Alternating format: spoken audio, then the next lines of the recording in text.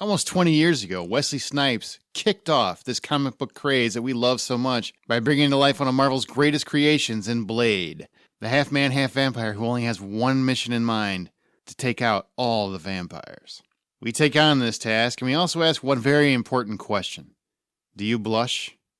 This week we find out exactly why some mothers always ice skate uphill, as we remake one of my favorite comic book heroes and films, Blade, right.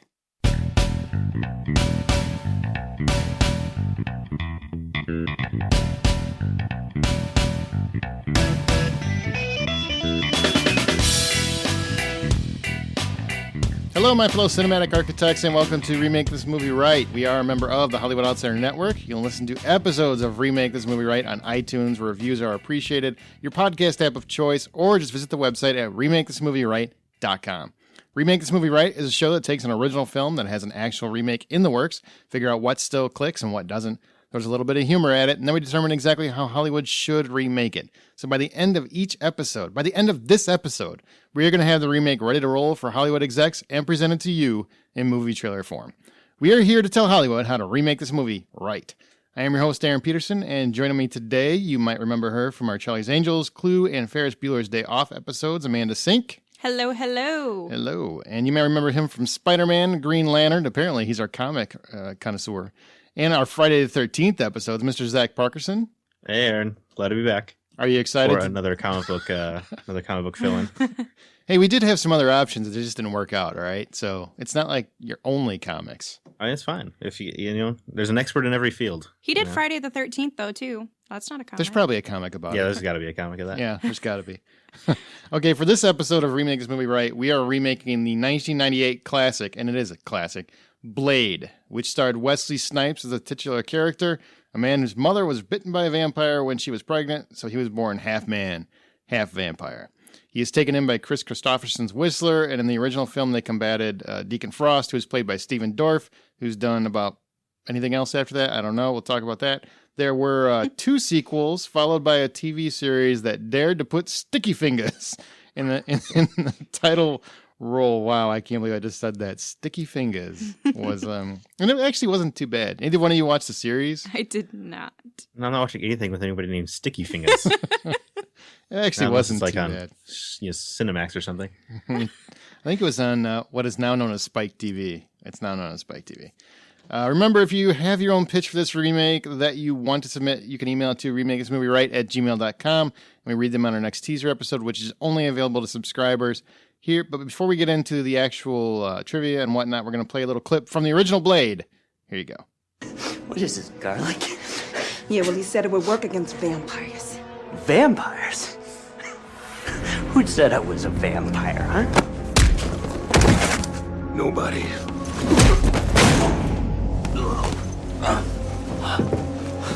He's a familiar. A vampire wannabe. If he's loyal enough, and he proves himself, maybe his master will turn him. Wait a minute. You use me as bait? Get over it.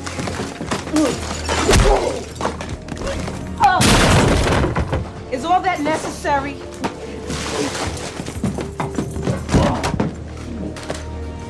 That's a glyph. A vampire cattle brand. Means that Officer Krieger is somebody's property. Another vampire tries to bleed this little hooker, then they have to answer to his owner. Deacon Frost. We've been tracking him for a long time. All right. Officer Krieger, you gonna be a good little bloodhound, huh? Tell us what your master's been up to. Oh, great. Now you're robbing him. You gonna rob me, too? How do you think that we fund this organization, huh? We're not exactly the March of Dimes. I love that movie. He has the best voice. He does. We ain't exactly the March of Dimes. Yeah, that was a hilarious joke. What a deep cut political reference. Yeah, that was good. That was good. So let me ask you, before we get into the trivia, what did you guys think of the movie? Zach, you can go first. What did you think of the movie the first time you saw Blade? The first time, Mm-hmm. I was probably 7 or 8, so it was the coolest thing in the world. It was a ninja vampire, man. What about it was cool, other than the fact that it's Wesley Snipes being about as badass as a man is allowed to be? I think that's about it, right? He's holding up hunting vampires, man. It is ridiculous. Did you know the comic before you saw the movie? No. I Did didn't know Men in Black was a comic either when I was 8 years old. You're not going to do what most people on the internet do, where they say, "Oh yeah, I read every episode." No, I've been issue. a lifelong Blade fan. It's really the mythology speaks to me. You know, exactly. People ice skate uphill all the time. It's very rough. Amanda, what about you? What'd you think of Blade the first time you saw it? I hardly remember because I was like 5 or 6 years old. So Kids are young. yeah, we're young. Young bucks. But yeah, I mean, I thought he was a badass. So he's still pretty cool now. I mean, I'm old, so I'm in the theater. Okay. Sorry. And he was a badass. Absolutely. He still is. I don't know why you wouldn't. What would indicate that doesn't carry over into now, or what? He doesn't like hold up entirely well now. His voice is still amazing, though. All right. Well, how You're about ridiculous? He's perfect. Exactly. There's really nothing better. It's when he tries to smile. It's like it's so forced. Amazing and beautiful. And I love the concept, glowing. and I think it's good that he's being that sarcastic with it. But it's like how he actually physically smiles is like it feels very forced to me. No, it feels like The Last Dragon, where we see that glow, and it's just amazing. That's what it is. You're incorrect on this one. All right, well, how about some trivia facts about Blade? David S. Goyer explained in the DVD commentary, and this is via IMDb, so, it is what it is. Always reliable. Exactly. It's 100% fact. It's like Wikipedia. It's science. David Goyer explained in the DVD commentary that when Karen Jansen wakes up at Blade's hideout after her attack and rescue by Blade, the script had her discover a jar with a vampire baby in it. The baby would be alive and used by Blade and Whistler as a guinea pig for testing out weapons to fight violence, but the studio found that the concept was too disturbing and refused to allow it. I can see them refusing that, but I think it would have been really, really interesting and off-putting to have that in there. Missed opportunity, yeah. It's R-rated. Let it roll. Exactly. This isn't like some people keep saying that introduce this as a Marvel movie, and like this is not a PG-13 environment. Right. It's not. It just isn't. And it never was meant to be either. No. From the comics or anything. It was very dark and gritty there. When Blade is first engaging Frost, he is seen charging up the ramp with his ninjato out and away from him, which this is the correct way to run with any sharp instruments to prevent accidental death by impalement if said instruments are dropped while running. I just want to mention that because for the kids, so you know, when you're running with a ninja sword, that's how you do it. Blade was trying to help. Chris Christopherson's character of Whistler was created for Blade's cameo on the Spider-Man 1994 cartoon show. He was liked so much by Marvel CEOs that he was adopted into the Marvel Universe. So that's interesting that the character was actually created for Spider-Man and this movie. I think that, yeah, it is pretty interesting, and that they actually enjoyed that character so much that they brought him in, and they were like, sold. Mm-hmm. Just like Harley Quinn was made for the Batman cartoon. Now she's going to be in a movie. I did not know that. Is that true? I didn't know that either. Yeah, she was invented for the Bruce Timm animated show, and then they eventually did an origin story with her in a comic called Batman Mad Love, where they explained how she fell in love with the Joker, and then DC loved her so much that now she's a mainstay in everything they do. Interesting. I guess we know why you're invited on all the comic book episodes now, don't we? Told you, he's an expert in every field. The scene where Karen and Deacon are talking about the cure for vampirism initially ran a bit longer and answered the question of how the vampires would feed if everybody was turned into a vampire. They would keep some humans alive in giant blood bags to harvest them, but the bags can be seen in a doorway during the scene and later played an integral part of the plot in Blade Trinity, the movie that got a lot of flack from people. Speaking of Trinity, while we're on trivia, did you know that Jessica Biel, when she was doing all of her archery, she obviously had to do a lot of lessons and training on it. Mm-hmm. She actually mastered it so well that in Trinity, she was doing a shot aimed at the camera lens that had some sort of bumper in front of it. Mm-hmm. There was one tiny little hole for the lens to look through, and she managed to get it right through and actually hit the camera and destroyed it. So she cost them, I think it was like $30,000 worth of damage or something. Good for her. Yeah. Yeah, something ridiculous. And then there was a commercial that ran for I think it was like a trailer or something. And they actually credited her as Jessica Alba instead. So they had to pull it immediately, obviously. Really? But, yeah. I could see that. Like back in the 90s, or was that early 2000s? Mm-hmm. I mean, yeah, everybody thought they were the same person. Mm-hmm. Yep. I just thought that was kind of funny. It's kind of sad for her. It is sad. When David S. Goyer first pitched the idea of doing a Blade movie, the executives at New Line felt that there were only 3 actors who could possibly do the role. Wesley Snipes, Denzel Washington. I can't even imagine that. And Lawrence Fishburne. I could see that one. But Fishburne, sure. Yeah, but in Goyer's mind, Snipes was always the perfect choice for the character of Blade. I want to mention that because it's especially funny because when they did Blade Trinity, Goyer and Snipes have like a historic riff that happened on that movie, and they eventually refused to work with each other. And like Wesley Snipes would deliver handwritten notes, Post-it notes from Blade. Yep, and only credited him as Blade. Yep. You had to like talk to him and call him Blade for him to respond to you or something. And he told Ryan Reynolds to keep his mouth shut and he'll live longer or something like that. That's what he told him one time. Did he choke Goyer at one point? That's the rumor. I don't know if that actually happened, but they obviously. I can't imagine why that movie turned into such a turd. I like parts of it, man. Parts of it are really funny. Ryan Reynolds, I thought, really had some moments where he made me laugh a lot. Triple H is in that movie. Which says all you need to say really, about Blade Trinity, right? It's too bad. All right, so let's talk about Blade 1. Now, the sequels, they had varying degrees of success. Blade 2 is seen as the best one by a lot of people. I don't necessarily agree. I think it's a really cool film, and it's done really well, but Blade 1, to me, is always going to be my favorite. And Blade Trinity is seen as a really missed opportunity. I mean, they even had, Link from Prison Break play the villain. Did. Mm-hmm. Played Dracula and Drake to various degrees of success, I would say. But in terms of this movie, what makes it so memorable to you, Amanda? His outfits. One, like what he wears, he just looks Style. so everything about him. So that opening scene is probably one of my favorite opening scenes ever after rewatching it recently.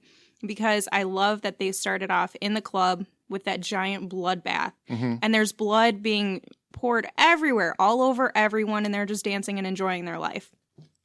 And then Blade comes in, and all you see at first are his shoes, and they're just standing there, and everything is clean around him. There's no blood anywhere that's touched him, and it pans up at him, and he looks majestic and beautiful. He looks majestic and beautiful. That's an interesting way to put it. That's the first time anyone said that about Wesley Snipes. He did. When it looked up at him, it was like, oh man, he was like a god. Mm-hmm. And then, yeah. Do you need a moment? No. I mean, I still think his smile really throws me off. Let's not get on that. Well, you don't need a smile. Yeah, obviously, he's majestic. But in that same scene, there's a lot of, I don't know if they're what they're actually called, but it's kind of like jump cuts where it'll take it from looking at one of the human vampires before you realize that they're vampires, and then it'll really, really fast jump back to them, but like in a different angle. Mm-hmm. So it kind of like twitches them a little bit. Yeah, it's like jump cuts. Yeah. And it's really interesting how it was done. And that's actually because at first it seems like it's just a party until those scenes start to hit in, and then you're kind of like, yeah, these are definitely, yeah, something else is happening here. Anything else very memorable to you other than that? I agree, that opening is fantastic. Whistler, obviously. He was pretty good. Not obviously. Some people don't like Whistler. Okay, well, they're wrong. Okay. Well, that about sums it up, don't it? All right. Okay, Whistler. Is it because you like that father figure to Blade, or? Yes, and I like his character's dynamic, and I think it was just the character entirely, how he was played, how Chris Christopherson. There you go. That's close enough. He won't be offended. It's the first name drops he's had in 30 years. Probably. Basically how he played the character. He just made it come alive. And especially for a character that was not supposed to be there initially when the comic originated. Mm-hmm. I find it pretty interesting. Zach, what about you? What makes this movie so memorable? His sword is awesome. Ooh, yeah. The sword is pretty cool. With a safety lock? Uh-huh. That's really cool. Yeah, Blade's just, he's an unabashed badass, you know? Yeah. There's a scene right at the beginning of the club where he draws that little, like, samurai line. Mm-hmm. And he's just like, don't cross here, and then destroys everyone. And just like, well, all right, we're in for a good time. Even the people that weren't crossing. He's like, yeah, well, then it's just to be safe. You just kill everybody in the room just to be safe. Cover your ground. I love his little boomerang blade. that he throws around the room and then he yeah. catches it back. The glaive or something. Yeah, why didn't they use that again in the movie? I don't know, but they should. I want one. Didn't they use it in Blade 2? I mean, in that movie. Like, okay. I figured it's one of those things where when you introduce a weapon that cool, you expect, a bladerang or whatever. You expect it to be used again later in the movie. And even if it's just towards the end, like a final kill type of thing. Yeah, or especially something. that huge battle at the end. That would have been great. I remember, this may be a bit of a side, but in the Blade 2 video game, you had to power up to earn the glaive throw. Really? And it would just clear out a room. You had to power up? Because you until got like Blade was bloodlust ready or something, and then you would like click a button, and then you would just like chop everyone in the room's head off.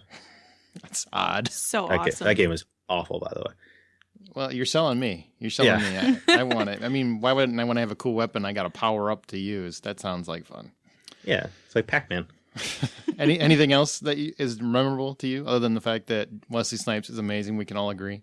I love watching it because it's a countdown to the next awesome thing that Blade says. He's got like 8 lines in the whole movie. Yeah, all 12 of them, Mhm. roughly, are pretty awesome and ridiculously memorable. He's great. Yeah. Yeah. Top of the line. Same here. Wesley Snipes, man.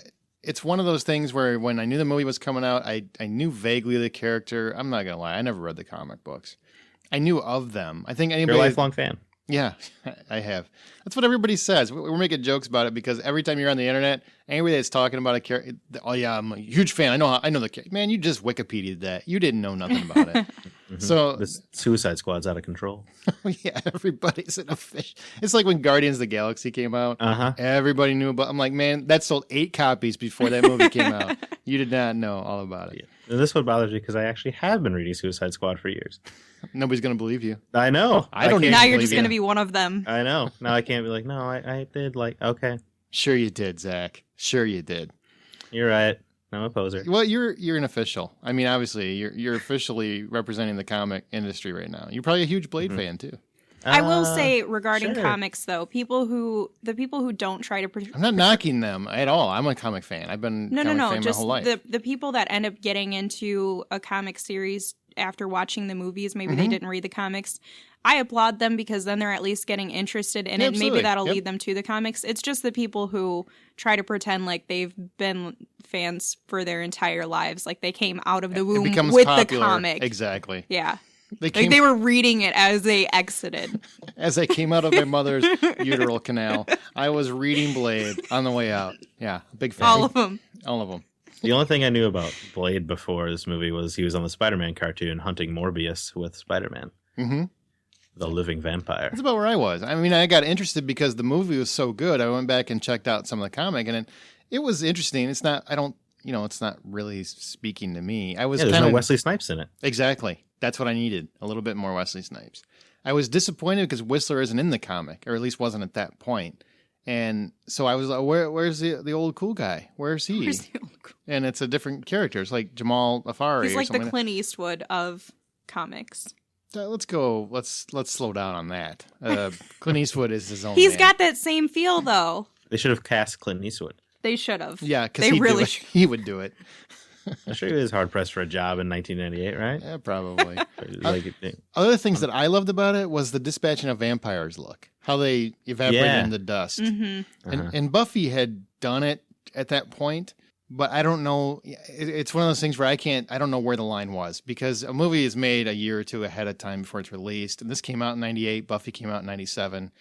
So were they both doing the same thing with the dusting of vampires? I don't know. But Blade looks way cooler because they had Blade a bigger has budget. like a crispier look to it. yeah, Buffy like it's just dust, right? Mm-hmm. Because in Yeah. Blade, it kind of evaporates the skin first, and then the skeleton It's kind of follows. Right. It It's looks really awesome. cool. Oh. It really stands out against the background nowadays, Mm-hmm. but the effect still looks cool. Do you think that's something? Well, I guess we'll talk about that when we get to the remake. But also, the one thing I could think of is when I saw the movie, because I'm older than you guys. I saw it actually in the theater, and then you look up the comic book, and I don't even know if Wikipedia was really a thing when this came out, but you have to research it. You look into the comic, and it actually nailed quite a bit of it. I mean, in terms of the basic gist of the character, it was really the first comic book movie that had really nailed it that was rated R. And outside of Batman and Superman, no other comic book movies had really been very good at that point. Most of them had all sucked. And, you know, you had Punisher, you had all these other characters that have come out and had awful movies. And Blade worked. Blade was great. It doesn't get any credit. Yeah, all the credit goes to X-Men and Spider-Man. It but am I wrong? I mean, you're the official. No, yeah, Blade is always overlooked. I don't think most people recognize it as a superhero movie or a comic book movie, though. No, I think it's too dark. I don't think it enters into people's brains. Because when you think comics, I think Marvel's kind of taken that over. And Kinda. they have a very, very specific look to it. If anything, personally, Blade looks more like it would be in the DC universe. Because it's dark? Because it's so dark. But there's jokes. Or a Joss Whedon spinoff or something. Oh, yeah. Yes. There you go. Oh, yes. Put Joss Whedon in this bad boy. There you go. Joss is too burnt out right now. I don't care. He's my man. He's going to figure it out. Yeah, he's very bitter still. So if you're wondering, like back when this came out, comic book movies were not really successful. This was actually huge for comic book movies, and it led to a lot of the stuff that came out after that. So it deserves the credit and the soundtrack. I love the soundtrack. Now, is it dated now? Yeah, it's dated. There is nothing dated about catching your sunglasses at a techno beat starts. Oh my gosh. Oh, God, that's so funny. I love the soundtrack. It's one that I used to listen to all the time. So, yes, it's dated, but for its time, it was a fantastic soundtrack. Is this also why you ended up having a black trench coat for like 20 years? It might be. It could be. Yeah. Probably it might have impressed upon me that trench coats are cool. I don't know. Not The Matrix? Oh, no, not The Matrix. Keanu never had that effect on me. No. Okay, so what no longer works for you? Now, it's always hard when you're talking about a movie that's 20 or almost 20 years old. But, it is dated. We get that. But what doesn't work for you anymore? Zach? The weird mom banging him thing. You want to elaborate? When he meets his mom in the first movie, and then she's like all nuzzling his lips and stuff and trying to like pull him in, and I'm like, oh, all right, this feels like Stephen Norrington had a weird thing he needed to work out. The director. Yeah, the director Stephen Norrington. A Stephen Norrington picture, by the way. Mm-hmm. He doesn't call it a movie. She was a little too close for comfort. It was bizarre. Now, was it bizarre or was it bold? A sincere question. No, it was bizarre. Okay. A little bit of both. Yeah, you can do it. You could do it bold, but it really felt so weird. I think that was kind of what they were trying to go with a little bit too. I don't think he was trying to go with bizarre. I think he was trying to go with bold, because I think it was trying to show how twisted somebody can become and different. Mm-hmm. You see the flashbacks where she seems like this innocent woman who you thought was killed, and then she's alive, and she just is totally demented, and she's screwing what's his face. You saying that brought up my biggest issue with the movie. How, in the name of all that is holy, does Blade know what his mother looks like? That's what I was going to bring up. How does he know? He has like flashbacks. Yeah, he's actually it shows like he's having the flashbacks in his head when he sees something. I don't think it was with her yet. It was earlier in the movie. And he has these flashbacks of her, like he's still inside the womb.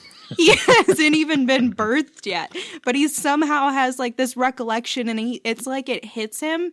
And he's like, oh man, like he had an epiphany or something, but it's like a flashback that's hitting him. And it's like, dude, you weren't even out yet. You were still hanging out inside. Yeah, I mean, they hadn't even cut the cord. You're still attached. She was just still screaming.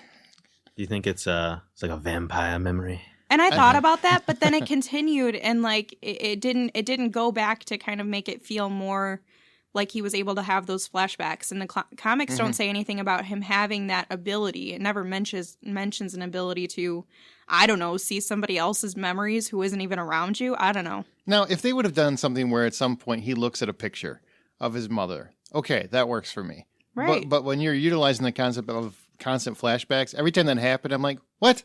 That makes no sense. It's impossible. Yeah, he's a baby. And he's not a baby because he's not even birthed yet. That's true. He's whatever that is. I don't know. He's still a fetus in the womb. Thank you. He's a fetus. He's a vampire fetus that apparently can do Etch-a-Sketch in the womb. He's just figuring it out. That's really my biggest peeve. Otherwise, I think the movie's perfect. Sincerely, I think it's perfect. The other thing, too, is with the comics, the actual story is that Deacon Frost is the one who bites and kills her. She actually dies. Yeah, because they call in the doctor. And that's right, and he pretends to be the doctor. Right. And I'm sorry, but if somebody tried to kill me and separated me from my child, I'm pretty sure I wouldn't be letting them put it wherever they want for 30 years or whatever. You went to a dark place. What if they look like Steven Dorff, though, you know? No. Steven Dorff, legendary actor, an icon, Steven Dorff. You know, he's probably the one that is listening to this. if anyone's got... I bet Wesley Snipes listens to this. He was good in this one. Well, if Wesley Snipes is listening, Wesley, call me. I love you. Okay, now it's starting to get Wesley, weird. I know you're going to murder me and leave a note that says from Blade.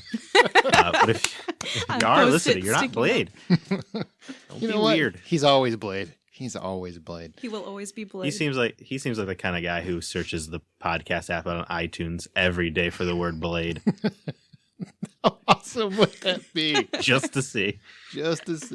I got to tell you, man, Steven Dorff, yeah, he gets a lot of flack. He made some, his career made some choices, whatever, or just didn't work out. What happened with his career choices? Yeah, what career? Yeah. Yeah, it didn't work out the way he wanted. But he's good in this. I think he's really good in this. And I feel like he's kind of doesn't get as much credit as he should. I think he's really good. The fight against them, yeah, it's ridiculous. It doesn't work because Wesley Snipes looks like he could beat everybody's ass in this movie without even really trying. And he does for the most part. But then they have that fight, and he has to be a blood god to fight him. I get it. But that's the only part that didn't work. Him going against Blade, I thought he was a really cool character. It'd be like Colin Farrell and Edward Norton getting in a fight. Yes. Yeah. Well, Colin Farrell and I think... who's Blade in this? In this situation. There was a movie once where they fought, and I just thought it was hysterical. Yeah, neither one of those could really fight at all. And Wesley Snipes would still pummel them to a pulp.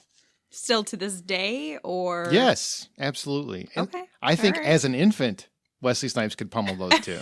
Yeah. I mean, he's an ex-convict. He's learned a couple tricks. Oh, don't bring that up. It's the up. taxes thing. That's not yeah, fair. I'm not going to bring up the fact that he was in prison. That'd be ridiculous. It was a tax thing. It's not like he did it like a bad thing. I mean, he just didn't pay his taxes. No, that's Our bad. Freaking politicians what's bad don't about do that. What's bad about not paying the government their money? All right. That's Who right. needs If we're gonna get mad at him, we should get mad at the churches. I've too, never been for mad not at Wesley paying Snipes in taxes. my life. White Men Can't Jump still needs a sequel. I think he's a wonderful man. There you go. And I think Steven Dorff was great in this movie. I think I he do was too. too. Yeah. When I was watching this, I was thinking that Deacon Frost is better than about 95% of Marvel villains.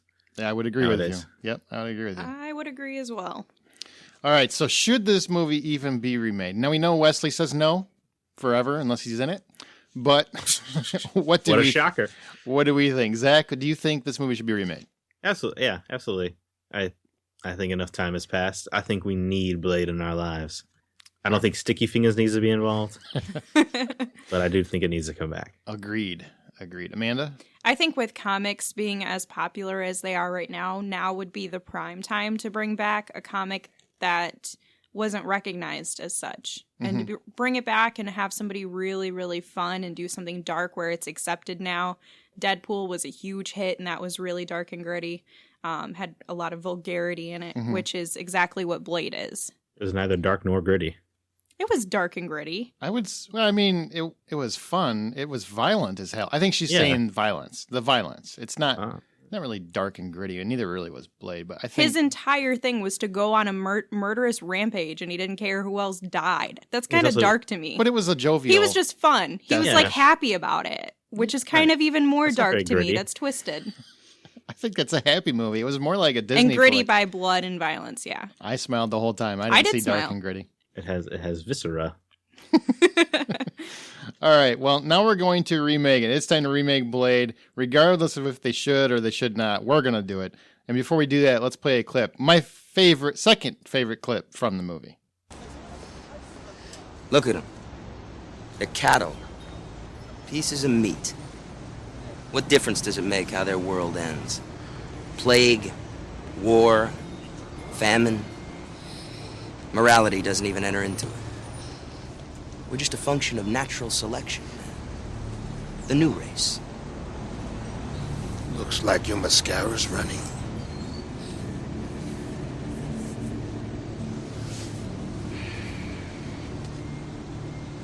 I'm offering you a truce. I want you with us. What do you think, I'm stupid? Ore dane prota uchano. Sis nu praga un porta. Un panu. Familiar with the blood god? Frost. You're nothing to me but another dead vampire. Oh, he's so cool! God. It's a little cheesy, No, but he's it's still not. awesome. You shut your mouth. It is You know what's amazing. cool? I think your mascara's running. What? Now he's... What was that? He has a weird accent when he says that. He's not That was a Slavic. bad take. It was a bad. But I I love that disagree. scene because he's absolutely willing to let that girl die to get Deacon out of the picture he right sure now. is. Mhm. And he Yeah, should that have. was awesome. Mhm. So he She does. was an afterthought. Yeah, people were like, no, he saved the kid. No, watch it. Because he throws that kid, and Wesley Snipes still shoots at him until he gets away. And then he's like, all right, he got away. Now I'll go help that kid.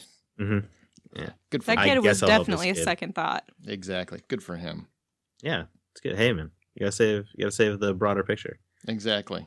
Can't be worrying about one little Revenge is really where it's at. Okay, now it's come time to remake this movie right. Here's what we know about the intended remake. Nothing is set in stone as of yet, but the rights did revert back to Marvel a while back. Yep. And there have been numerous rumors that Blade will actually get a remake through Marvel, but it would be more of a reboot. And the rumors at this point are that Blade's daughter, Fallon Gray, is going to take on the lead role, with Blade playing more of a mentor. That's the rumor. Now, that's not a fact. That's not in stone. That's just something that they're toying with. I think some people have wanted a Netflix series. Ooh, What do you guys think about that? I'd be down for that if Netflix made it. Because Netflix has not missed lately at all. Yeah, they're hitting it. And if they continued, like if they did something, they did really good with Jessica Jones. Mm-hmm. And if they could do that with Blade, I would be so on board. They miss just as often as anyone else. I do not agree. I don't agree with that. What do they? Bloodline, I hear that's a Actually, popular show. I haven't it's seen it. awful. Daredevil season 2 was not great. Past the Punisher. I gotta. I didn't get into second season, Other so I than don't know. Punisher, I didn't like Daredevil season 2, but I'm in Yeah. the minority. We're in the minority on that one. Okay, Zach. well, I haven't seen season 2, so I can't testify to that. Well, regardless, From what I've seen, they do not miss. those are some of the things that are they're on board right now. And Wesley Snipes is still campaigning to revisit the character of Blade. With a cane? he's not that old. He's still in better shape than all of us. It's like I promise you. 53. Yeah, and in great shape still. Okay. Yeah, he is. Do they let convicts back into movies? Oh, Just He playing. got back in immediately when he got out. he did. Yeah, What did TV he show do? last year that lasted for 9 episodes? He you know? was in Expendables 3, and he was great in that. He was the best part of Oh, that movie, actually. Okay. Yeah. All right. So he had Yes. one movie in the last like 15 Wow. years. You're going to be that Yeah. person. I'm Yes, I just have not seen saying, Expendables. He- maybe he should let it go and retire it. No. He was great in his, but what if he redoes it and then he just ruins it and then people laugh at him? I don't Wesley think... Snipes' mind is incapable of letting Blade go. Exactly. That's his favorite character. He is Blade. I mean, Yeah. He probably signs still things. walks around. Do you think in with, prison, like, he so- introduced himself as Blade? I'm Blade. Or like, hey, convict, my name's Blade. He goes up to the new people, he's like, hey, suckhead. Oh, I love Wesley Snipes to death. If he listens to this, I really do. I really do. Don't Yeah, kill me. I think you guys are fine. I don't Wesley Snipes is going to get my address, though. We'll give it to him if he emails us. I promise you. Okay. Yeah, he'll So- definitely give you up. HollywoodOutsider.com. So there's definitely going to be a remake at some point. There will be a new Blade. I can almost promise. It's a huge character for Marvel and for fans. And because nobody listens to us, how should they remake it? And for anybody that's never listened before, all remake selections that are debated are settled by a best of 3 votes. So as we talk about things, we're working to make one movie. So by the end of this, it is one movie complete with a director and a cast, and with one idea. So we're not going to have 3 individual movies. And the only caveat to that is there is a cut. So if somebody feels very passionate about a story element they want incorporated or a casting element, they can yell cut, and then they have to use whatever their idea is. So everybody understand those rules? Understood? All right. Yes, sir. Let's get into how our plot would be. Let's decide this right off the bat. Would you do an origin film, or do you think we should just do a film where it just picks up and Blade is Blade?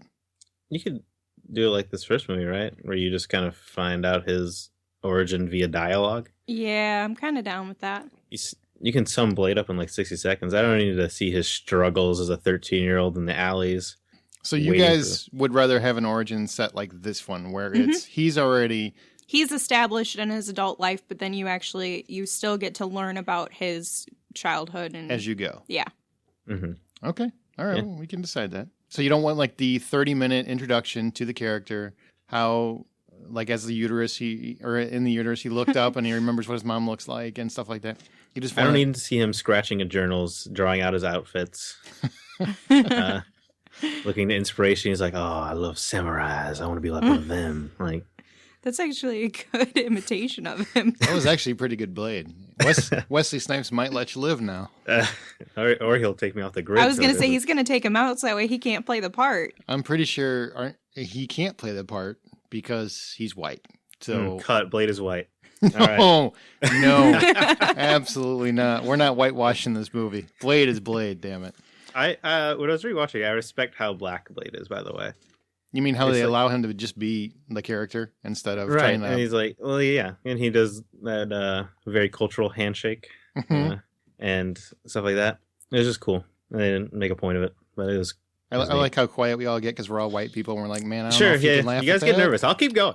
No, I was waiting for him to Tumblr. finish. Let me talk. Oh. No, go ahead. I like that in the comics he's actually set as a black man, and they didn't change that because at that time it still wasn't. I mean, Hollywood still is pretty all white, but back then it was even worse, where their casts for pretty much everything were white. And Thanks for cluing us in. We had no idea. I think I'm just trying to explain that even though that was a time where they knew that could have impacted the viewing of the film, they still went with what the story was supposed to be and kept the black man in it. And I was down for it. Yeah, man, it's Wesley Snipes. Yeah. But even if it was Denzel, which, by the way, I would be so okay with Denzel. He's probably a little bit older now. That sounds awful. I mean, if the Book of Eli is kind of similar... Similar, he's good in it though. He's not the problem with that movie. I could maybe see it, but I'm really reluctant to agree to that. I think Wesley is the perfect Blade at this point. I think we need Taye Diggs. No, Taye Diggs, man. Okay, so we're gonna do that kind of film. So, what kind of story? Who's got the first idea for a story? What story do we want to go with? Who's the villain? Who is Blade? Dracula. I want to go with the original story. You want to see if they can do it right? Yes. You mean? Yep. Does Link have to come back from Prison Break? Dominic Purcell? I would really love it because he's a beautiful man, but I think that Deacon Frost, the whole concept of him actually killing his mom, I think what would be interesting is if basically his mom was bitten by a vampire, she died, he went and he was basically raised by who was prostitutes. The way I understood it. Wasn't it like a brothel or something? What was his like actual name, though? The guy who did actually raise him in the comics? Jamal Afari. Right. Jamal Afari. If Jamal actually raised him from the time that he was born and taught him everything about vampires, but only knew of Dracula, so then Blade grew up thinking that Dracula was the one who killed his mom, but it was actually Deacon Frost. And so both villains actually happen to be in the story, but he's going after Dracula because he thinks he's the one who did it, and then somehow finds out that it was Deacon and kills Deacon. And maybe Dracula ends up living if you guys want to have a second one. What if Deacon raises Blade and then hones him his entire life to take down Dracula so a Deacon can be in the position of power? Ooh, that's good. Wait, what? I like what it. just happened? I just like both villains being in there, but that is good. That is dangerous. That is brilliant. Comic book fans might cut people. What do you think? That's fine with me. Bring it on. Bring on the blades. Wait, so elaborate on your idea here. I mean, let's dive into that a little bit. So, in the comic, and let me make sure I correct this. So, in the comic, you have Blade is created by mom is having complications with her birth with Blade. So she's like 8-9 months pregnant, whatever, and she's having complications, and they call for a doctor. And then Deacon Frost is actually the vampire who goes in and impersonates a doctor, gets in there and feasts on her, and then actually tries to kill Blade, but the brothel wives, sisters or whatever, save him, and that's how it starts.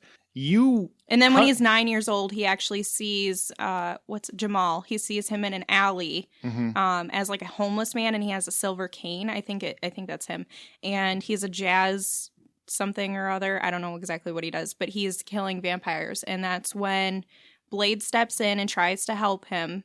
and fends off these demons. And then Jamal actually takes him in and teaches him what he knows. That's how the actual comic goes. So in your idea, now I'm not against it, honestly, Zach, because they added Whistler, and Whistler wasn't a part of the comics, and people were fine with that. So I'm not against tweaking things a little bit, but expand on what your idea is here. Okay, so when Deacon, as a doctor, comes in to help with the complications and bites her, because prophecies are a big deal in the vampire world. So he could know about this like half vampire daywalker that's supposed to be born, so he could see an opportunity for him to become the blood god or whatever, to create a daywalker and then steal Blade away as a kid, and then raise him with this idea that Dracula killed his mom during labor, and that's how he became the daywalker, and then kind of pit him against Dracula his entire life. And when he finally does kill Dracula, you learn that Deacon, his father figure, was the one that killed his mom and has been doing like a 30-year power play. Maybe Dracula is actually the one that turned Deacon or something. And so Deacon wants revenge against Dracula, or that's just his biggest rival or something. Well, Dracula is the leader, right? Yeah, I mean, he is the vampire. He is the dude. Because Deacon's always been a power-hungry kind of guy. Wow, that's a long power play, though. How It would be he? Awesome. I guess no. I like this, but how do you explain why would he invest in this baby? Just because the baby lived and he sees that he's not quite human, he's not quite vampire. He could have discovered this prophecy, like, knows that Dracula is unstoppable because he's the first vampire, and then discovers this prophecy somehow in a tome about this daywalker half-breed, and then that could be when he was a doctor in like whatever part of town, just waiting to get this call for a pregnant woman.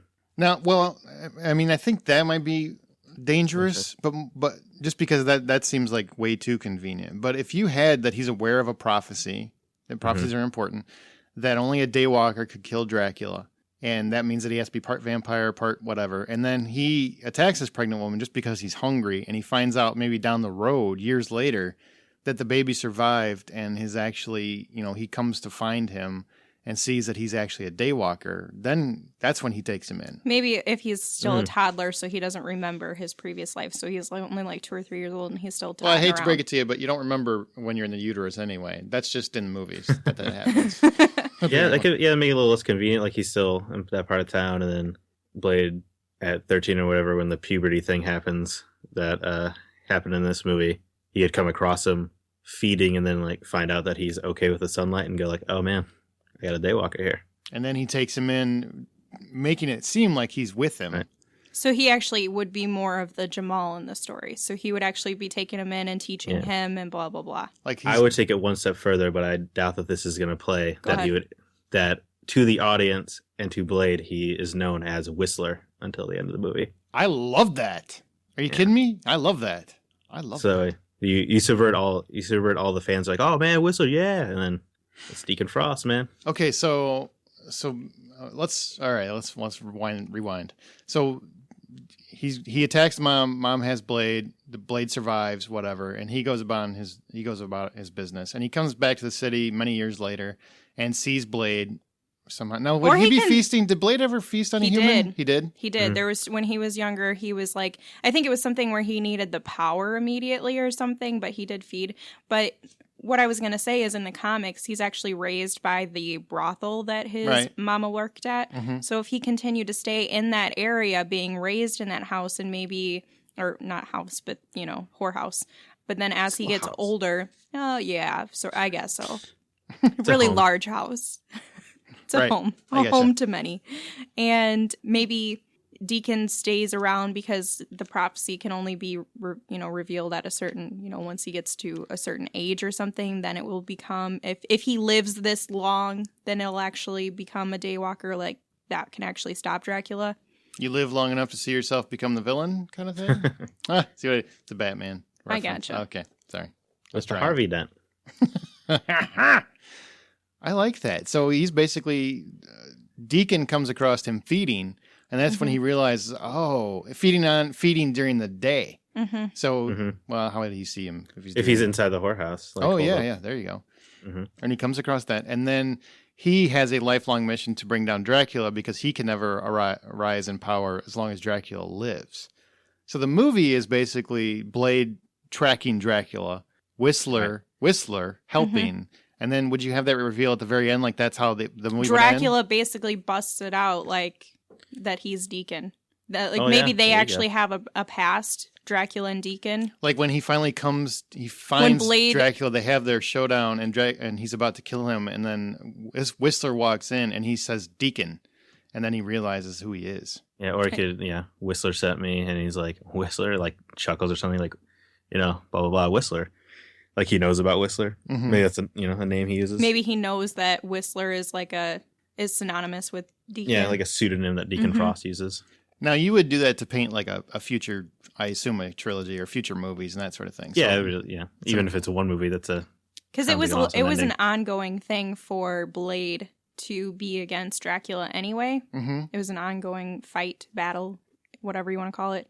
But this way it kind of puts both of the villains in there and puts a little bit of a twist on it.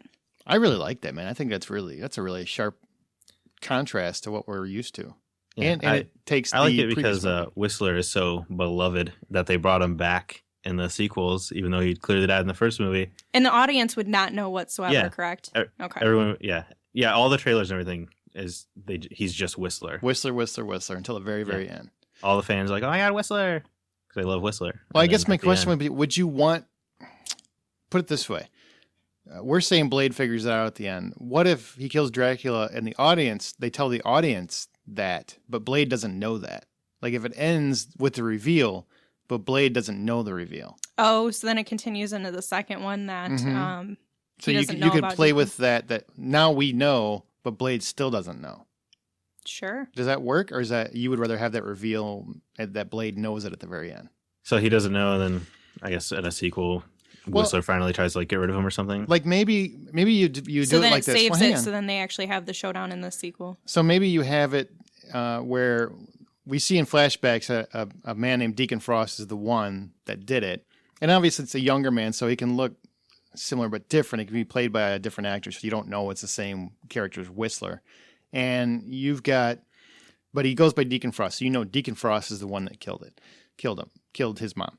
And then at the very end, when he finally gets to Dracula and he takes Dracula out, as Dracula's sitting there dying in his last breath, and Blade maybe walks away, or he puts his sunglasses back on and looks badass and walks away or whatever, then you have Whistler come over and stand in front of him, and and all you hear is Dracula say, Deacon, or something along those lines. Something that indicates that he's Deacon Frost.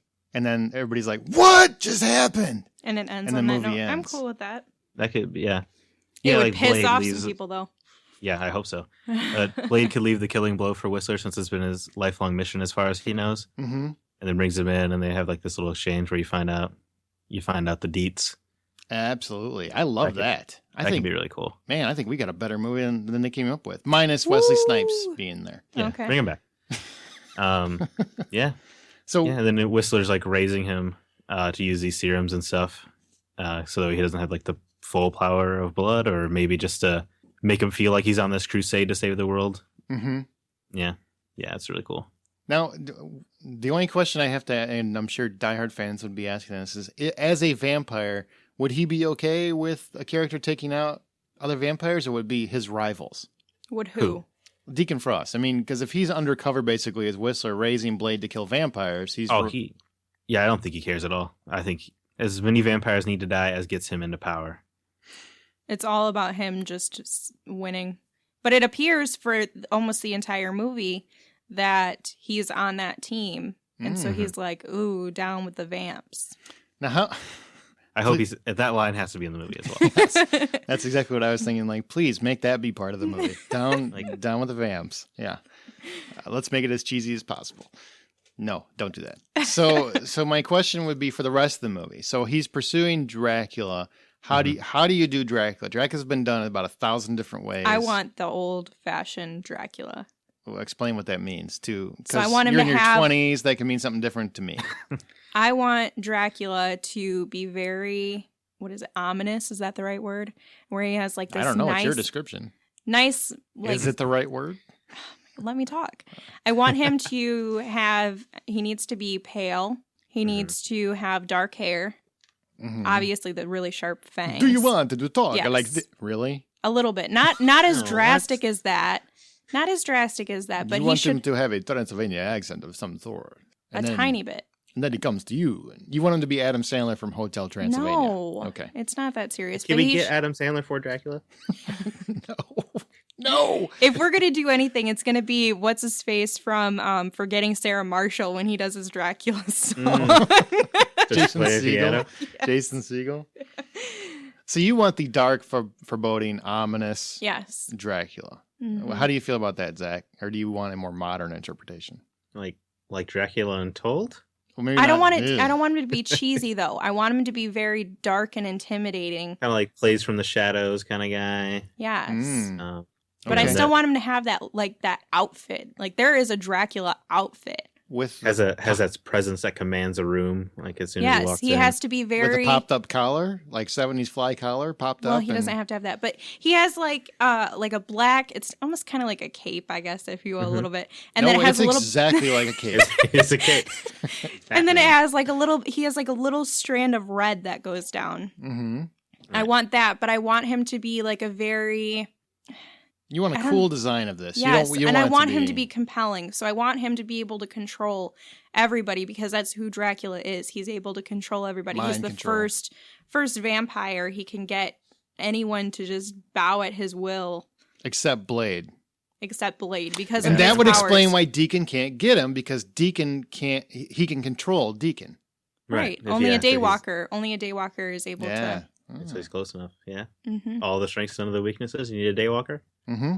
It's pretty dope. Pretty dope. Yeah, that's not going in the taglines. Down with the vamps. That's gonna go in the movie poster. Pretty dope. Zackery Parkerson. I like it. Actually, Wesley would approve. And Wesley would never approve of that. Never. He'd be like, "It is pretty dope." You do such a good Wesley Snipes. Are you sure you're white? I had no idea until that. Yeah. Well, that's good. So we shouldn't have even told the audience that he was a white dude. We should have just had him talking like Wesley Snipes the whole time. Do you like that idea, Zach? Do you like the idea of it being a compelling kind of thing? No, well, compelling and ominous, but also a throwback to the Dracula of old, where he still embraces kind of the old demeanor. He has a little bit of that accent, etc. Just not cheesy. How do you perceive Dracula as being? The kind of guy who's always walking everywhere, kind of like Darth Vader-ish. Mm-hmm. You know, he just walks into a room and everyone's like, "Oh, crap." What if he, instead of wearing the cape, he just has like a really, really nice suit? Didn't you just make a I did. case for and then this I thought cape? about I did not approve of the suit.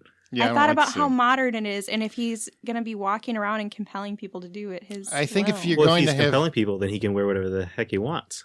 That's a good point. Yeah, that's true. I would say he would dress like a normal person because he's trying to blend in, but for the final showdown and whatnot, I think he would dress like Dracula, the classic. Can we at least I just want him to look dapper. Cape versus cape. I want him to look dapper. I understood. Okay. Ominous and dapper. Yeah. Okay. It's quite a combination. Yeah. Okay. That's interesting. I think we got. So, is there anything different? Like, how would Blade go about bringing Dracula down? Zach? Killing his way to the top? Oh, man. I don't really think that far ahead, I guess. Well, I just thought I had thought up this Deacon twist, and I was like, "This is going to be my big thing." And then it works, and you're like, "Oh crap! I didn't think anyone would actually I got to think about taking Dracula down." Yeah, maybe he just needs I don't know. He just slowly. You have any ideas, Amanda? What if we do sort of a throwback to the original, where the serums actually is what defeats him somehow? I don't know what would be in them, but like he ends up throwing those little bottle knife things. Just not the cheesy blood blob. Yeah. Yeah, we don't need that. That was awful. A little bit different. But I mean, if maybe it just has to happen with the prophecy, it has to happen at a certain time or something. Or like, something with the moon well, no, that's more werewolves. I don't know. Yeah. We don't want to blend in too many different things. But I definitely want him to use the little boomerang. Maybe because of the Crusade, even though Deacon knows where Dracula is, he obviously can't say that. So when Blade is finally ready, according to Whistler, then for the movie that we're seeing, he has to find his way there on his own because if Whistler just gave it away, it would really blow the whole scene open. How do you mean? Like, because he doesn't know where Dracula is. Oh. So he's kind of taking lieutenants out trying to find his way to Dracula. because he has to start his own crusade. Gotcha. Okay, that works. And then he gets Dracula. He has a big battle. What actually kills Dracula? I mean, is it really a stake or silver or anything, or do we do something different? Or is it sunlight? You do the old adage with sunlight, kind of like they did in Trinity. It's like kick him out the window. Well, maybe something a little cooler like that. I'm just saying, do you use sunlight? Do you use a stake? How do you do it?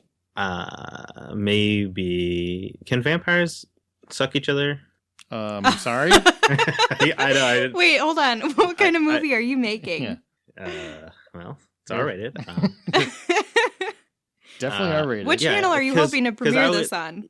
If Blade has this huge anti-drinking policy, then he could get wounded in the final fight and then finally like break that code and drain Dracula.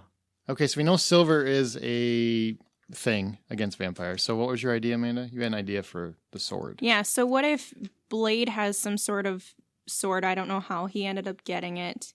Maybe it was something that his mom had. Maybe his mom knew about vampires or something. Maybe Deacon Frost has constructed this for him. Because he's held on to it because he's been trying to get Blade to actually kill him. So he's held trying on to kill him his whole life, and he just couldn't do it.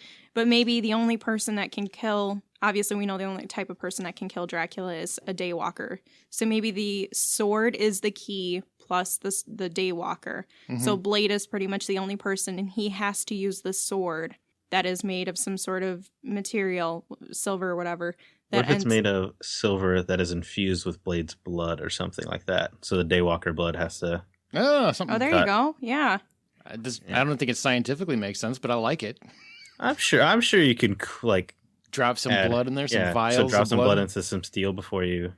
So with the end, we find out that he poured some blood into the steel. Or maybe he gets cut or something. Like somebody grabs his sword and actually cuts Blade, and so his blood is like on the tip of it. But then he gets it back and he kills Dracula. No, that's too coincidental. That's way too coincidental. I like Zach's idea. You infuse it where you just drop it into the making of it. He throws a vial of Blade's blood. Yeah, like Whistler knows a prophecy. Okay. So and he just. Oh, I thought you meant like putting the vial like on the outside of the sword. I mean, not actually making it with the during the forging process. It was forged with Blade's blood. Yeah, that'd be genius. Super effective against vampires. Boom! I think we got a movie. Bam, bam, bam, bam. Now the question becomes, a couple questions. One, do you keep it as bloody as the past? Do you keep it R-rated or do bloodier? Bloodier, go gorier. You want it more like Blade 2? I want it bloody. Okay, so rated R, definitely rated R. Mm-hmm.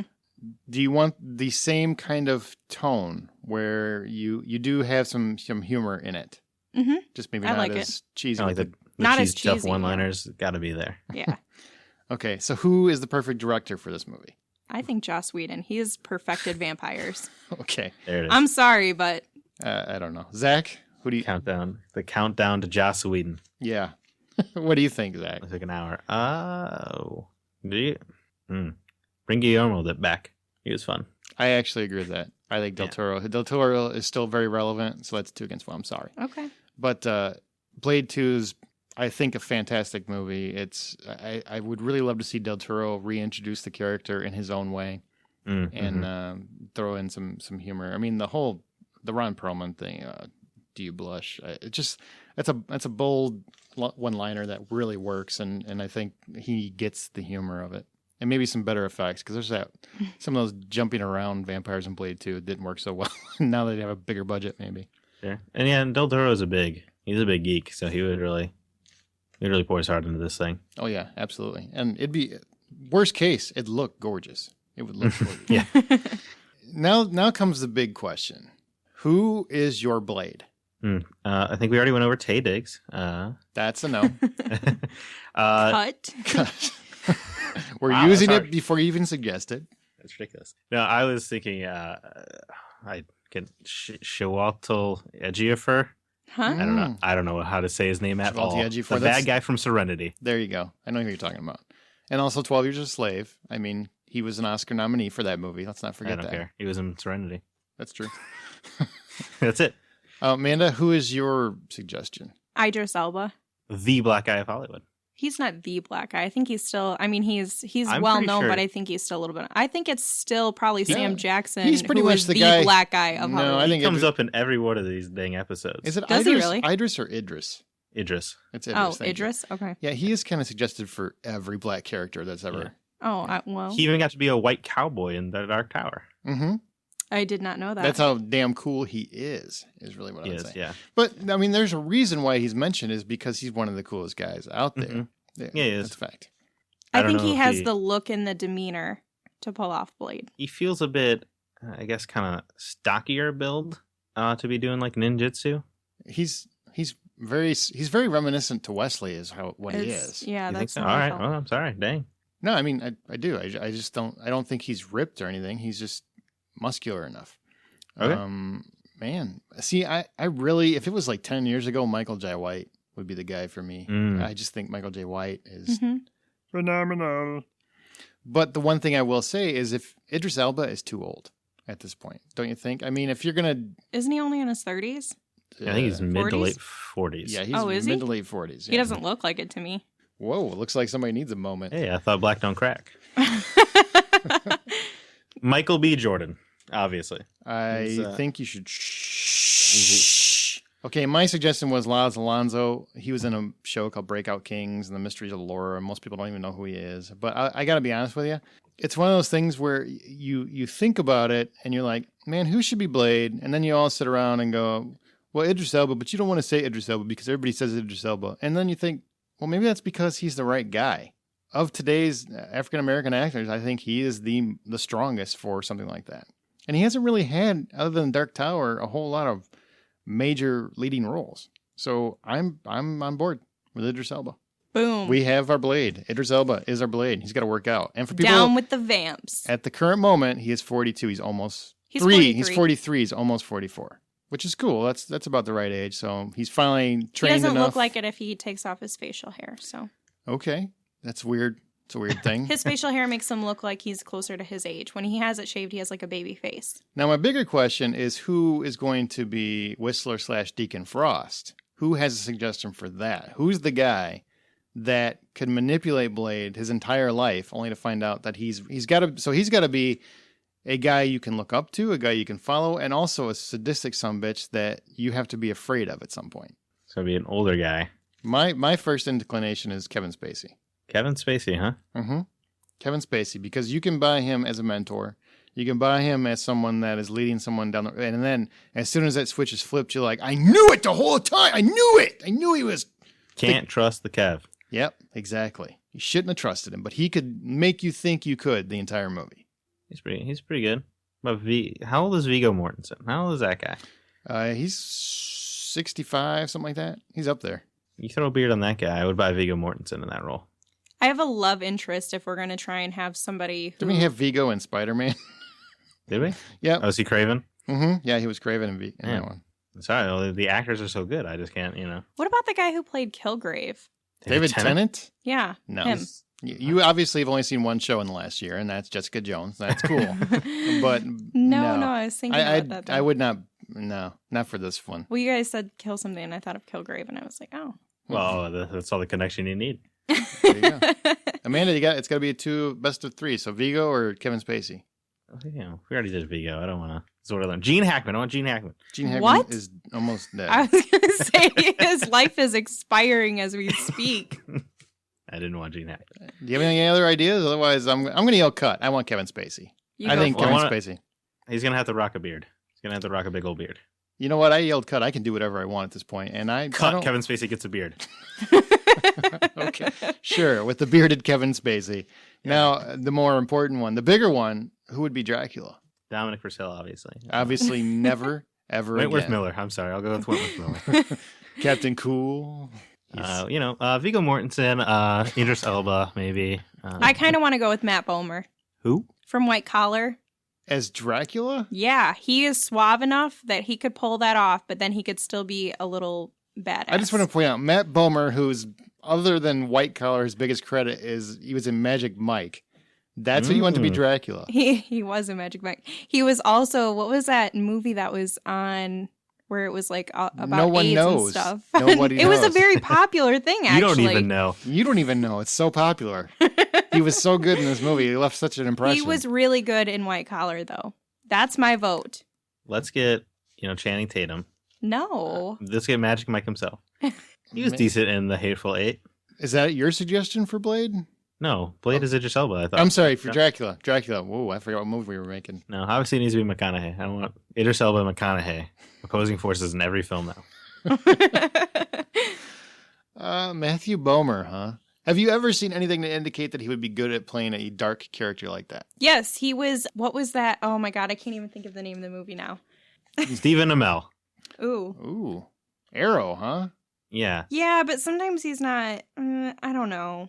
Well, he's always doing the stoicism, which you'd want in Dracula. I think I do think in all seriousness, Matthew Bomer is a charming guy, and if you want Dracula to have charm, Stephen Amell is not. He was the in guy. The Nice Guys. I don't know who this Matthew guy is. I don't even know what Royal Pains is. No, he is a good actor. He's good. I've never heard of And him. he's going to be in The Magnificent Seven. Kiefer Sutherland. No. All right. Playing a vampire once again. I'll second it. I'll second Matthew Bomer. Let's give this kid a chance. I would cut otherwise. He needs a breakout role, this guy? Yeah, let's give him a chance. I think he could do it. He's going to be better than Dominic Purcell. I promise that. Promise it. Okay, so back to my question that I asked you guys a few minutes ago. Is there a love interest? Because I do have an actress in mind if there is a love interest. No. Who is your actress, though? Maybe that's the weakness. Kerry Washington. Of course, yeah. She Idris Elba, Kerry Washington. These are the only two. The only two black actors in Hollywood. No, I liked her in Scandal. She played like a very... Here's what I would say. I don't need it. I think you've got enough of a movie. You don't need a love interest. I do not need it. He's already got the love with his father figure mentor Whistler, and then there's a betrayal coming from that. You don't need a whole other love relationship. Unless you're trying to bring in some female audiences, you hit all quadrants. That's really the only thing I Well, I didn't mean that it needed to be... Dracula is a woman. Boom. I didn't mean that it needed to be the story. Yeah, just something that kind of helps deter. Otherwise, all you're focusing on are those two characters. Or what about three. Kerry Washington as Dracula? No, we've already got Matthew Bomer. Didn't you hear? Yes. Up and comer Matthew Bomer is going to be. He's going to he is. He's a good actor. He is. A good actor. I'm sure he's great. White Collar is actually pretty good for. Oh, sorry, USA White show. Collar. I'm sorry, I don't know what that show is. Maybe you should watch more TV, man. These It's are all on USA Netflix. shows, aren't they? It's on Yes, Netflix. that's They're all the same show. No, they're not. This one's totally different. Yeah, it's got different guys in it. So Yeah. it's got different white guys. He does have the most beautiful face, though. I mean, planet here's Earth. here's what I would say. And he's a good actor. you can have. There are lots of other African American actresses out there besides Kerry Washington, but if you love her, that's fine. I just like her. That's fine. Throw her. I don't care. It's our movie. She can throw be her in the somewhere. flashbacks of Mom if you want her to be. Make her mom. Yeah, there her you mom. Go. There you go. Problem solved. She's mom. How's that? Kerry Washington going to sign up for 5 minutes of screen time. To be Blade's mom. Well, we got a budget. We can do what we want. All right. Well, what we do have, I think we got a movie, guys. I think we have a film, a completed film. That we all agree on? I don't know about that. No, Yeah, Matthew Bomer over here, man. we You know what? Get on Netflix then and Get watch on- White Collar. I'm not going to watch a show Are called you gonna- White Collar. Why? It's about Sounds white collar crime. That was ridiculous. That sounds even worse. It's actually not bad. Which are white dudes committing white collar crimes? Yeah, that's what It's it is. about forgery. And he was a convict, You and are he gets selling it. released. That's so How many sexy. years was this thing on the air? 4 or 5? 5, I think. It actually, this was one of the first shows that This I isn't watched. the white collar show. We don't. Hold we on. Don't care. But it's one of the first shows that I watched that it actually went out appropriately. It ended the show how it should. They went 125 hours with this premise? Mm-hmm.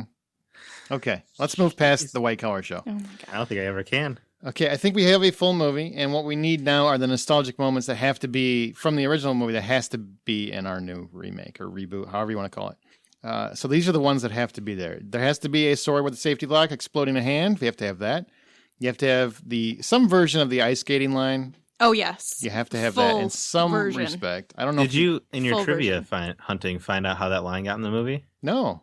The director, I already forgot his name. Stephen Norrington. Stephen Norrington. A Stephen Norrington picture. A picture. He was walking around on set one day, and Wesley Snipes was taking a phone call in full Blade costume and dropped that line to one of his friends. Really? Yeah. So he was like, well, anything we could have written for him to say to Deacon Frost on the final line is not going to be better than this ridiculous line right here. It's amazing. So Wesley Snipes is Blade. Oh, he is. I'm telling you, if there were vampires, that's what he would be doing right now. He would be trying. It's probably what he's doing right now anyway.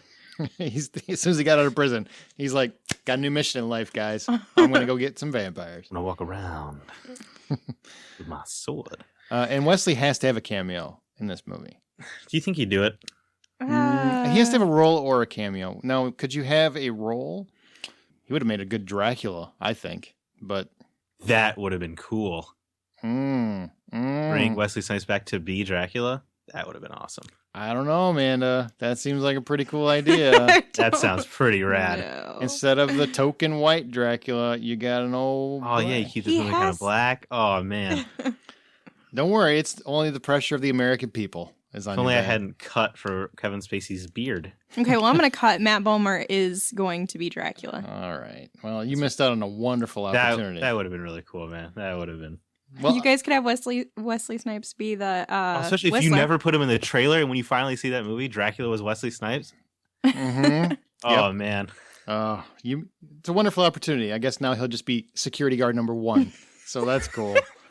I don't think he would join the movie if he's not Blade. He would probably be doing Blade lines as Dracula. Skates at the door. What? Oh, Wesley would love you. Okay, so and that's it. And you also, Zach, you wanted some reference to the mother effer or whatever. Yeah, when he gets shot by the cops, he needs to get shot on accident at some point in this movie and go, "Mother effer, are you out your dang mind?"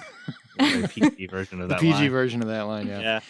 Okay, well, I think we got a movie, and we do hear one more clip, and this is the semi-edited version of the line that we just referenced several times because it's that good. Take a listen. Some motherfuckers are always trying to ice skate uphill. Oh, it's just so good. That's edited. Safety for your earlobes. That's what that is. So bad, but also so great. I don't even care if it makes sense. I love it. Okay, now I think we have a complete movie, but first we need to have our movie parody trailer. Zach, why don't you introduce our movie parody trailer? Let's cut to the trailer for my boy Wayne Henderson from MediaVoiceovers.com. After a mother is freakishly attacked by a vampire upon the birth of her child, a new creature is conceived. This is not a man nor a vampire. This is the Daywalker. He has all of a vampire's strengths, yet none of their weaknesses. Raised by his mentor, Whistler, this Daywalker has trained for decades for one sole purpose: to kill Dracula. Can the Daywalker take on the greatest vampire known to creation? Is he ready for the revelations that lie in wait if he does? Guillermo del Toro returns to give us all the Marvel anti-hero we deserve in a faithful update with a modern twist you'll never see coming. Next summer, finally find out why some mothers are always ice skating uphill. Idris Elba is Blade. I don't know which I like better. The trailer from Wayne. He which sounds like Gus now. Bravo, Wayne. Gus? Or the introduction. Some is always trying to ice skate uphill. You have to cut that. I'll edit it. It's all good. If you could somehow bleep out the F word, I was a little proud of that read. That's your audition for the new Blade, the white version of Blade. It's going to be either Idris Elba or me. I got a feeling I know who wins that contest. McConaughey. Yeah, it's always McConaughey. It's the only actor that matters anymore. So what did you guys think? Did we nail it, or do you think you have a better pitch for Blade? Email us your thoughts on this week's show, casting ideas, or your short pitch to remakethismovieright@gmail.com. That's remakethismovieright@gmail.com. We might mention it on the next teaser episode. Review us on iTunes. Please do. Give us a thumbs up on Stitcher. But just share the show with your friends. That's really important. So if you listen and you like what you've heard, or if you're angry about what you've heard, either way, share the show with your friends on Facebook, Twitter, Reddit, whatever social media you use, because it really does help the show out and let people find us. I also want to mention Wayne Henderson once again, MediaVoiceovers.com. If you're ever looking for a solid, great, talented voice actor, go to find Wayne Henderson at MediaVoiceovers.com. He's always exceptional. There you go. We do have a Remake This Movie Right and a The Hollywood Outsider Facebook group, so find either one of those, join in, and start talking about movies. And you can also find us at RemakeThisMovieRight.com or Twitter at RemakeRight. So, Amanda, thanks for being here. Thank you for having me once again. And Zackery, thanks for being here, our comic book aficionado. Yeah, let me know. Let me know the next time. Like you need to remake X-Men or something. I'll be here. I'm thinking Batman. I actually think Batman might be the next one since they are doing a new solo version. I'd show up for that. There you go. But I think you got to leave Ben Affleck in the role. You just got to recast and redo the movie. You can't. He's the perfect Batman. He is. Apparently, he's the perfect Batman. I always said he would be. Okay, so that's going to do it for this episode of Remake This Movie Right. Hey, Zach, do you want to take us out in your fantastic sexual trailer voice you got going on there? All right. See you next time, suckheads. That's not the line. That is beautiful. That's great. I don't know what you're talking about. Oh, boy. All right. That was good. Don't be weird.